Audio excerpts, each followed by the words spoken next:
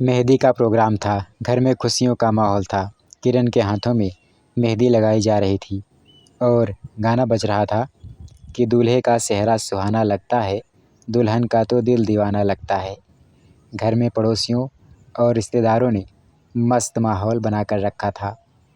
कहीं पर लड़कियां डांस कर रही थीं तो कहीं महिलाएं एक दूसरे से हंसी मजाक करती हुई गप्पे मार रही थी। घर के जो बड़े बुजुर्ग थे वो हलवाई के पास बैठकर विचार विमर्श करने में व्यस्त थे कि शादी के दिन कितने प्रकार के व्यंजन यानी पकवान बनाने हैं और क्या क्या व्यवस्था करनी है आदि आदि। शादी में शामिल होने आया विनीत इधर उधर तलाश कर रहा था कि कोई लड़की उसे भी लाइन दे दे।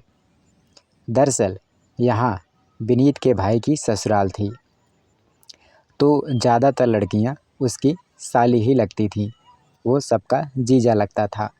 इसलिए जाहिर सी बात है कि विनीत सभी से खुलकर हंसी मजाक कर लेता था। लेकिन वह उस लड़की को खोज रहा था जो उसके साथ सीरियस रिलेशनशिप बना सके। तभी वहाँ पहुँचा जहाँ पर लड़कियाँ डांस कर रही थी तो उसकी नज़र मीरा पर पड़ी जो डांस करती हुई लड़कियों में सबसे अलग दिख रही थी और खूबसूरत भी नज़र आ रही थी। बस फिर क्या था, विनीत की नज़र मीरा के ऊपर अटक गई और वह उसकी तरफ आकर्षित होने लगा। विनीत कभी पास से तो कभी दूर से छुप छुप कर मीरा को देखने लगा। वह उससे बात करने के लिए उतावला हो रहा था। खैर, मेहंदी की रस्म धूमधाम से पूरी हुई और रात में लगभग 2 बजे तक प्रोग्राम चला। प्रोग्राम के बाद सब सोने के लिए अपने अपने बिस्तर पर चले गए। लेकिन विनीत को रात भर नींद नहीं आई। वह रात भर करवटें बदलता रहा। वह मीरा के खूबसूरत डांस के बारे में ही सोच रहा था। अब विनीत ने फैसला कर लिया कि मेहंदी में तो वह बात नहीं कर सका मीरा से, लेकिन शादी में वह मीरा से ज़रूर बात करेगा। शादी का दिन भी आ गया। शादी के व्यस्त माहौल में सब अपने अपने कामों में व्यस्त थे। लेकिन विनीत जो था उसकी नज़रें सिर्फ मीरा को ही तलाश कर रही थी। तभी खबर आती है कि बारात पहुंच गई है और सब लोग दूल्हे को देखने के लिए आतुर हो उठे। जैसा कि आप सब लोग जानते हैं कि हर शादी में होता है कि रिश्तेदारी और पड़ोस की सब महिलाएं, खासकर महिलाएं, यह देखने में काफ़ी इंटरेस्ट दिखाती हैं कि फलानिया का दुल्हवा कैसा है। जैसे ही सब ने दूल्हे को देखा, सब तरह तरह का मुंह बनाने लगी। महिलाएं फुसफुसाने लगी कि अरे क्या क्या देखकर शादी कर रहे हैं किरण के घर वाले। सरकारी नौकरी वाला नहीं है तो कम से कम ठीक ठाक दिखने वाला लड़का तो खोज ही सकते थे। देखो तो कितना सांवला लड़का खोजा है। आखिर इतना सांवला लड़का खोजने की ज़रूरत ही क्या थी? ऐसी भी क्या मजबूरी पड़ गई थी? फ़िलहाल कोई कुछ भी कहे, शादी तो सेट हो ही चुकी थी, शादी तो होनी ही थी। जयमाल का समय आया तो किरण सज संवर कर जब निकली तो सब देखते रह गए। लड़के के मुकाबले किरण ज़्यादा खूबसूरत लग रही थी। जयमाल के समय विनीत और मीरा फिर से एक दूसरे के सामने हुए और विनीत ने अपना प्रयास जारी रखा कि मीरा से किस तरह बात करे। वह बार बार मीरा के आगे पीछे घूम रहा था और अब मीरा को भी थोड़ा थोड़ा एहसास हो गया था कि विनीत उसे लाइन मार रहा है, उसे इम्प्रेस करने की कोशिश कर रहा है। पर उसने सीरियस नहीं लिया, क्योंकि अक्सर देखा जाता है कि बारात में लड़के लड़कियों के आगे पीछे घूमते ही रहते हैं। लाख प्रयास के बाद भी विनीत मीरा से बात नहीं कर सका। शादी के अगले दिन जब विदाई हो रही थी तब भी विनीत मीरा को ही देखे जा रहा था। इस बार मीरा को कुछ इंटरेस्ट आने लगा विनीत में। समस्या तो तब हो गई जब विदाई के तुरंत ही बाद विनीत के भाई ने उसे घर चलने के लिए बोल दिया, क्योंकि उन्हें किसी और भी शादी में जाना था, क्योंकि शादियों का सीज़न चल रहा था। विनीत ना चाहते हुए भी घर चला गया। इधर मीरा की नज़रें अब विनीत को खोजने लगी। वो कहते हैं ना कि जब इंसान नहीं रहता है तब उसकी कमी का एहसास होता है। इसके बाद मीरा भी अपने घर चली गई। शादी के 4 दिन के बाद जब किरण की चौथ आई तो विनीत भी आया। चौथ में किरण की विदाई हुई और वह अपने मायके आ गई। तब विनीत ने किरण का नंबर मांगा और बोला कि मैं आपको इनवाइट करूंगा, जब भी मेरे घर पर कोई शादी वगैरह पड़ेगी तो आपको अपने पति के साथ हमारे घर पर आना होगा। विनीत जब किरण को अपना नंबर दे रहा था तो मीरा उसे देख रही थी। विनीत के जाने के बाद मीरा ने किसी बहाने से किरण से उसका फ़ोन मांगा और उसमें से विनीत का नंबर निकाल लिया। 2-3 दिन बीतने के बाद मीरा ने फ़ोन लगाया और विनीत से बात करने लगी। विनीत को भी मीरा बहुत पसंद थी, इसलिए वह भी उसके प्यार में बहक गया। धीरे धीरे इन दोनों का प्यार परवान चढ़ने लगा और ये दोनों रात रात भर बातें करने लगे। दोनों एक दूसरे के साथ जीने मरने की कस्में खाने लगे। मीरा खूब सज संवर कर स्कूल जाती और उधर से विनीत भी आ जाता। दोनों छुप छुप कर मिलने लगे। दोनों की मुलाकातें होने लगी और उन दोनों के बीच वह सब कुछ हो गया, इन मुलाकातों के बीच जो एक पति पत्नी के बीच होता है। विनीत का छोटा मोटा बिजनेस था, इसलिए वह कुछ पैसे भी कमा लेता था। कुछ महीनों तक तो वह मीरा का रिचार्ज ही करवाता था। फिर धीरे धीरे उसके सारे खर्चे उठाने लगा।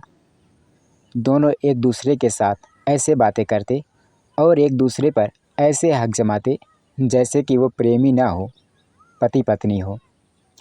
जब मीरा को विनीत पैसे भेजने लगा तो उसकी ज़रूरतें बढ़ने लगी और जब ज़रूरत बढ़ी तो मीरा के लिए विनीत का भेजा हुआ पैसा कम पड़ने लगा। भाई, जब आदमी की ज़रूरतें बढ़ने लगेंगी तो पैसा कितना भी हो कम हो ही जाता है। इन बढ़ती ज़रूरतों ने मीरा को लालची बना दिया था। इन ज़रूरतों को पूरा करने के लिए मीरा अब गलत रास्ते पर भी जाने के लिए तैयार हो गई थी। अब मीरा खूबसूरत तो थी ही, लड़के उसके चक्कर में पागल हो ही जाते थे। तो उसने क्या किया, शादी ब्याह के प्रोग्राम में आए हुए रिश्तेदारों में से 2-3 और लड़कों से बात करना शुरू कर दिया। यानी उनको नंबर दे दिए और उनसे बात करनी शुरू कर दी। खास बात ये थी कि उसने ऐसे ऐसे लड़कों को फंसाया था जो काफ़ी पैसे वाले थे। वह उन लोगों से बात भी करने लगी। जब कभी विनीत को उसका नंबर बिज़ी मिलता तो वह बहाना बना देती कि उसकी मौसी का फ़ोन आया था, उसकी मामी का फ़ोन आया था, उसकी सहेली का फ़ोन आया था, वगैरह वगैरह। मीरा हर हफ्ते ऑनलाइन कपड़े मंगवाती और हर रोज़ नई नई घड़ी पहनकर स्कूल जाती। तो घर वालों को डाउट हुआ, घर वालों को शक हुआ कि इसके पास इतना पैसा कहाँ से आ रहा है। घर वालों ने उस पर नज़र रखा तो पता चला कि उसका कोई बॉयफ्रेंड है, उसका कोई दोस्त है जो उसे पैसे भेज रहा है। अब मीरा की शामत आने वाली थी। उसके घर वालों ने उसका फ़ोन छीन लिया और वार्निंग दी कि दोबारा वह विनीत से या फिर किसी भी लड़के से जिसे वो जानती नहीं बात ना करे। मीरा ने अपनी सहेली के फ़ोन से क्या किया कि विनीत को फ़ोन कर दिया और कह दिया कि उसका फ़ोन छीन लिया गया है और वह अभी बात नहीं कर सकती, जब उसको मौका मिलेगा तब वो उसे कॉल कर लेगी। विनीत भी समझदार था, उसकी भी मजबूरी थी, वो भी समझ गया। कुछ दिन बीता। कुछ दिन बीतने के बाद मीरा ने किसी तरह से अपने घर वालों को आश्वस्त किया कि वह विनीत को भूल चुकी है, इसलिए अब उसका फ़ोन उसे वापस दे दिया जाए, क्योंकि उसको ऑनलाइन पढ़ाई भी करनी होती है। यूट्यूब पर वो पढ़ाई भी करती थी। घर वालों ने उस पर विश्वास दिखाते हुए उसे फ़ोन दे दिया। फ़ोन पाते ही मीरा ने फिर से अपना रूप दिखाना शुरू कर दिया, लेकिन इस बार वह विनीत से नहीं बल्कि नीरज से बात करने लगी। विनीत बेचारा तो समझ रहा था कि अभी मीरा का फ़ोन वापस मिला ही नहीं है। जब कई महीने बीत गए तो विनीत से रहा नहीं गया। और एक दिन की बात है, वह फिर से अपने भाई की ससुराल आ गया और शाम को बिना किसी को बताए चुपके से मीरा के पीछे छत पर गया तो देखता है कि मीरा किसी और से फ़ोन पर रोमांटिक बातें कर रही है। वह समझ गया कि उसके साथ बेवफाई हो रही है। उसने आव देखा न ताव झट से मीरा के हाथ से फ़ोन छीना और खींचकर 4-5 थप्पड़ लगा दिया। अचानक विनीत को सामने देखकर मीरा की समझ में कुछ नहीं आ रहा था।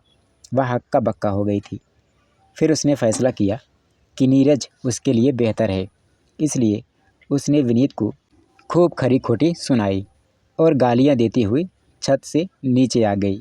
यानी कि मीरा ने फैसला कर लिया कि वह विनीत के साथ अब नहीं रहेगी, कोई रिश्ता नहीं रखेगी, बल्कि नीरज को उसने चुन लिया। विनीत अब पागल हो रहा था। उसे यकीन नहीं हो रहा था कि मीरा इतना कैसे बदल सकती है। जिस लड़की के ऊपर अपनी सारी कमाई लुटा दी, अगर वह बेवफाई कर दे तो गुस्सा तो आएगा ही ना। अब विनीत ने भी फैसला किया कि वह मीरा को किसी और की नहीं होने देगा, मेरी नहीं तो किसी की नहीं। उसने मीरा को फ़ोन लगाया और कहा कि यदि उसने उसे छोड़कर किसी और से शादी की तो उसने जितनी भी बातें की है उससे, सबकी रिकॉर्डिंग उसके पास है और उसके कुछ प्राइवेट वीडियोज़ भी उसके पास हैं, जो वो इंटरनेट पर डाल देगा और वायरल कर देगा। अब तो मीरा की हालत ख़राब होने लगी। विनीत ने मीरा और उसकी जो प्रेम कहानी चल रही थी, मीरा के किसी रिश्तेदार से भी शेयर कर दी, जिसकी वजह से बात मीरा के घर वालों तक भी पहुंच गई। अब तो मीरा के घर पर भी हंगामा मच गया कि इतनी शरीफ सी दिखने वाली लड़की इतना बड़ा कांड कैसे कर सकती है। मीरा के घर वाले उसके लिए सरकारी नौकरी वाले लड़के की तलाश कर रहे थे और वे चाहते थे कि उनकी बेटी का भविष्य सुरक्षित रहे, और उनकी बेटी ऐसे ऐसे कांड कर रही थी। अब मीरा के घर वाले विनीत और मीरा के रिश्ते से सख्त खिलाफ थे। मीरा अब दोनों तरफ से फंस चुकी थी। मौके की नज़ाकत को समझते हुए उसने फैसला लिया कि विनीत की बात मान लेने में ही भलाई है, नहीं तो बहुत ज़्यादा बदनामी हो जाएगी। इधर घर वालों का भी प्रेशर बढ़ रहा था, तो मीरा की समझ में यह नहीं आ रहा था कि इस मामले को वह कैसे सेटल करे। मीरा ने फिर से विनीत से बात करनी शुरू कर दिया। इसके बाद कुछ महीनों बाद घर वालों की मर्ज़ी के खिलाफ मीरा ने विनीत से शादी कर ली। अब मीरा को लगने लगा कि उसने अपना सच्चा प्यार हासिल कर लिया है। विनीत और मीरा के जीवन में प्रेम की बरसात होने लगी। लेकिन वो कहते हैं ना कि हमारे द्वारा किए गए गलत कर्म जीवन भर हमारा पीछा करते हैं, किसी न किसी रूप में हमारे सामने आते ही रहते हैं। मीरा और विनीत के मामले में भी ऐसा ही हुआ। मीरा और विनीत की शादी के कुछ दिन तो ठीक ठाक बीते, लेकिन जैसे ही विनीत को मौका मिलता, वह मीरा को ताना मार ही देता कि पैसों के लिए पता नहीं कितनों के साथ मुँह काला करके आई है। धीरे धीरे इन दोनों के रिश्तों में कड़वाहट आना शुरू हो गई। अब आलम यह हो गया था कि विनीत हर रोज़ दारू पी कर आता और मीरा के साथ गाली गलौज करने लगता, और हर बार वजह क्या होती थी? नीरज या फिर अन्य लड़के जिससे वो पहले बात करती थी। विनीत का शक धीरे धीरे बढ़ता ही जा रहा था और इस हद तक बढ़ गया कि उसने मीरा का फ़ोन छीन लिया, कहीं आने जाने पर पाबंदी लगा दी। मीरा आज सोच रही थी कि काश उसने अपने घर वालों की बात मान ली होती।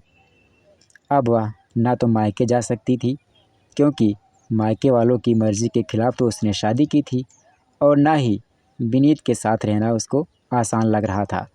वो कहावत है ना कि धोबी का कुत्ता ना घर का ना घाट का। घर वालों की मर्ज़ी के खिलाफ़ या फिर भाग कर शादी करने वाली लड़कियों के साथ ऐसा ही होता है।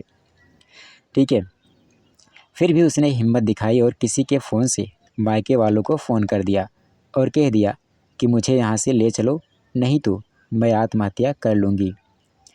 अब बेटी कितनी भी ख़राब हो, माँ बाप तो आखिर माँ बाप होते हैं। मीरा के माँ बाप ने तुरंत ही उसे मंगवा लिया।